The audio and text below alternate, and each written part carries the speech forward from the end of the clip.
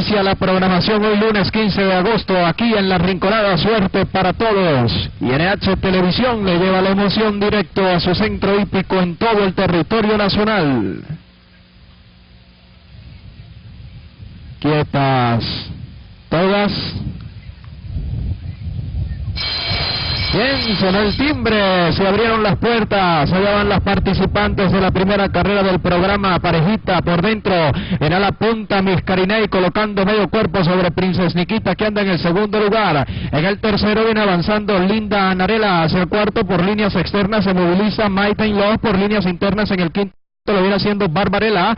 En el sexto lugar lo está haciendo Brittany. Séptima y última se está quedando la número 4 Macuteña. Del primero al último hay aproximadamente unos 9 cuerpos, 23 segundos y 3 quintos. Registra el primer parcial con el dominio de Miscarinei en la punta. Princess Nikita presiona por fuera y ahora pasa a la punta. Princess Nikita sacando cuerpo y medio sobre Miscarinei. En el tercero Might and Love, es el cuarto, viene avanzando Linda Anarela con Barbarella, Macuteña y Brittany. Enderezan ya en terrenos de la recta definitiva en 48 segundos y 1 quintos con el dominio de Princess Nikita. Princess Nikita en la punta, viene atropellando por fuera Might and Love desde el segundo lugar para el tercero Miscarinei. Restan 150 para la meta y la pupila de Eliezer Gómez está en la punta y difícilmente la derrotan. Para el segundo Might and Love les ganó Princess Nikita, número 5.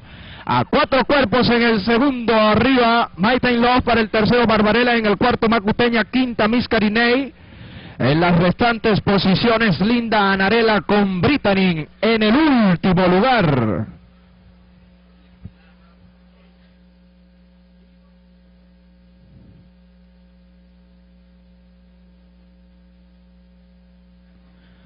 Amigos, gana Princess Nikita la primera carrera del programa por más de 4 cuerpos.